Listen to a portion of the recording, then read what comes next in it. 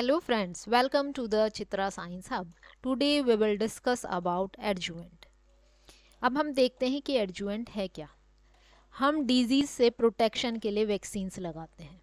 तो वैक्सीनेशन का हमारा पर्पज़ क्या है कि जो डिजीज़ कॉजिंग आपका माइक्रो ऑर्गेनिज्म है, यानी कि जो आपका पैथोजन है, उसके अगेंस्ट प्रोटेक्शन बनाना, जनरेट करना हमारी बॉडी में, ये पर्पज़ हमारा वैक्सीनेशन का होता है। तो एडजुवेंट क्या है? एक कंपोनेंट है इस वैक्सीन का जिससे कि ज़्यादा स्ट्रॉन्ग इम्यून रिस्पॉन्स जनरेट हो उस पैथोजन के अगेंस्ट जो डिजीज़ कॉज कर रहा है। अब वर्ड जो है एडजुवेंट, ये एक लेटिन वर्ड से आया है, एडजुअर। एडजुअर का मतलब है हेल्प करना, टू हेल्प।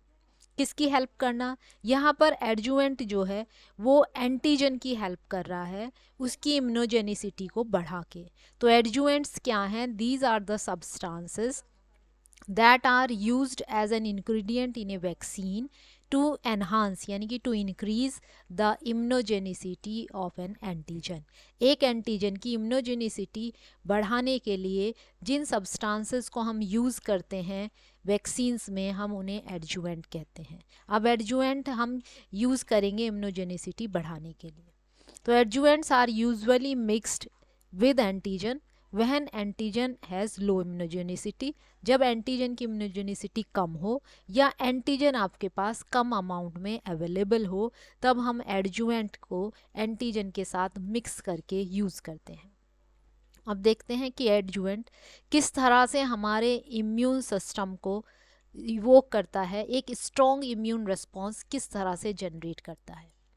तो एडजुवेंट जो है, ये जो नीचे दिए गए आपके मेथड्स हैं, उनमें से किसी भी एक मैकेनिज्म को यूज़ करके हमारे इम्यून सिस्टम को जगाता है। तो सबसे पहले क्या करता है एडजुवेंट जो है वो शो करता है डिपोट इफेक्ट। डिपोट इफेक्ट क्या है? एंटीजन को राइट हैंड साइड में देखो, यहाँ पर ये देखिए सारा एंटीजन एक जगह इकट्ठा है, तो एक जगह स्टोर करने का काम करेगा, एंटीजन को एक जगह इकट्ठा करने का काम करेगा, जिससे कि यहाँ से ये धीरे धीरे स्लोली रिलीज़ हो।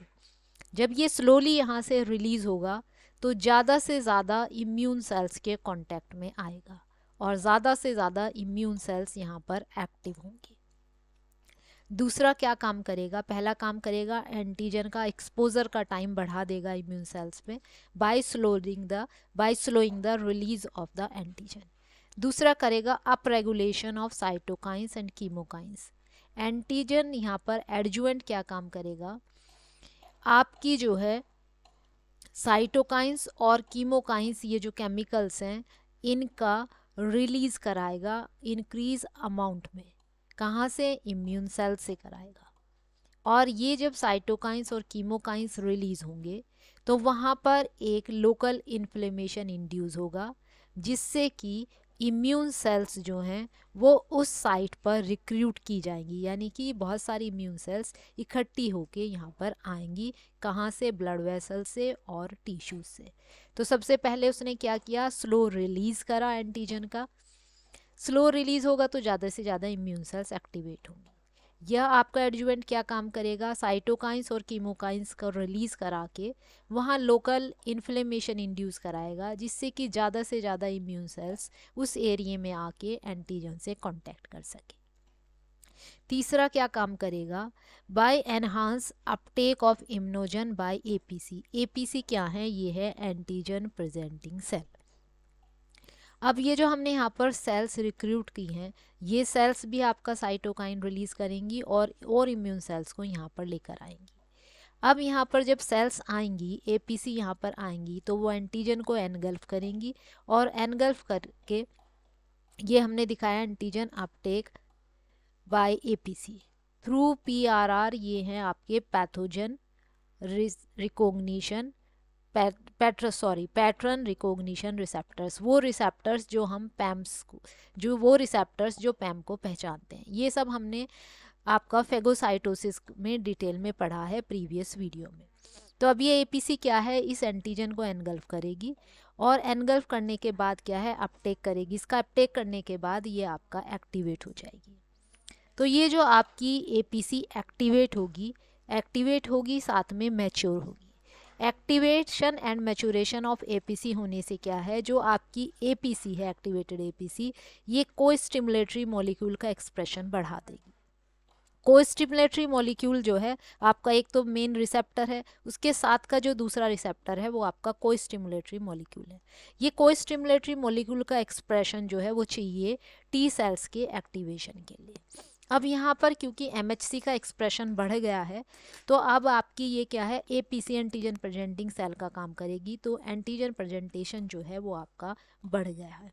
एंटीजन प्रेजेंटेशन बढ़ गया तो अब ये क्या करेंगी, जो आपकी एपीसी है ये जाएंगी पास की लिम्फ नोड में, और लिम्फ नोड में आपको क्या मिलेगी, लिम्फोसाइट्स बी और टी सेल्स।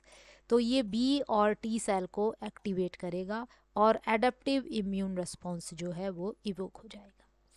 लास्ट ये क्या काम करता है, ये इन्फ्लेमेसोम का एक्टिवेशन करता है। इन्फ्लेमेसोम क्या है, ये इन्नेट इम्यून सिस्टम के रिसेप्टर्स हैं। इन्नेट इम्यून सिस्टम रिसेप्टर्स का मतलब जैसे इम्यून सेल है आपकी मैक्रोफेज, उसकी सरफेस पर रिसेप्टर्स होते हैं जिन्हें हम कहते हैं PRR।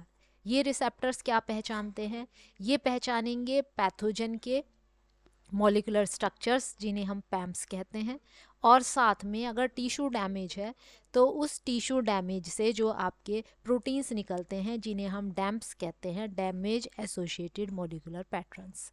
तो इन्फ्लेमेसोम क्या है, वो सारा इम्यून सिस्टम रिसेप्टर्स है जो एक्टिव कब होता है, जब या तो उनसे इन्फेक्शियस माइक्रोब्स बाइंड होंगे या वो मॉलिक्यूल्स बाइंड होंगे जो आपके होस्ट सेल की डैमेज होने से निकले हैं। ये डैम्प्स कहाँ से निकलेंगे, जब एडजुवेंट हम इंजेक्ट करेंगे तो वो वहाँ पर लोकल डैमेज इंड्यूस कराएगा, लोकल डैमेज इंड्यूस कराएगा तो डैम्प्स रिलीज होंगे। तो डैम्प्स और आपने एंटीजन दिया तो उसके पैम्प्स दोनों बाइंड करेंगे वहाँ पर इम्यून सेल के रिसेप्टर्स में। तो ये इम्यून सेल रिसेप्टर्स का जो एक्टिवेशन है उसे हम कहते हैं एक्टिवेशन ऑफ इन्फ्लेमेसोम। अब हम देखते हैं एडजुवेंट कितनी तरह के होते हैं।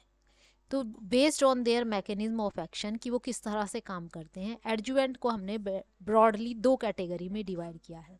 एक को हम कहेंगे डिलीवरी सिस्टम और दूसरे को इम्यूनो स्टिमुलेटरी। डिलीवरी सिस्टम में क्या है कि वो एडजुवेंट जो एक डिपोर्ट इफेक्ट दे रहे हैं, यानी कि जो क्या करेंगे, एक इकट्ठा करने का काम करेंगे एंटीजन का, जिससे कि एंटीजन धीरे धीरे रिलीज हो और ज़्यादा से ज़्यादा इम्यून सेल्स उसके कॉन्टैक्ट में आए। दूसरे एडजुवेंट्स वो हैं जो इनेट इम्यून सिस्टम की सेल्स को एक्टिवेट करें, जैसे कि आपकी जो है मैक्रोफेजेस है। लेकिन ये क्लासिफिकेशन जो है वो ज़्यादा टाइम तक अप्रोप्रिएट नहीं लगी, क्योंकि जो एडजुवेंट है, कुछ एडजुवेंट ऐसे हैं जो दोनों काम करते हैं, वो आपका डिपोर्ट इफेक्ट भी देते हैं और वो इनेट इम्यून सेल के सिस्टम्स को भी एक्टिवेट करते हैं। अब एग्जाम्पल्स देखते हैं हम एडजुवेंट के। सबसे कॉमन एग्जाम्पल और सबसे पहला जो एडजुवेंट यूज़ किया गया वो है एलम। एलम क्या है, ये है एल्यूमिनियम पोटेशियम सल्फेट।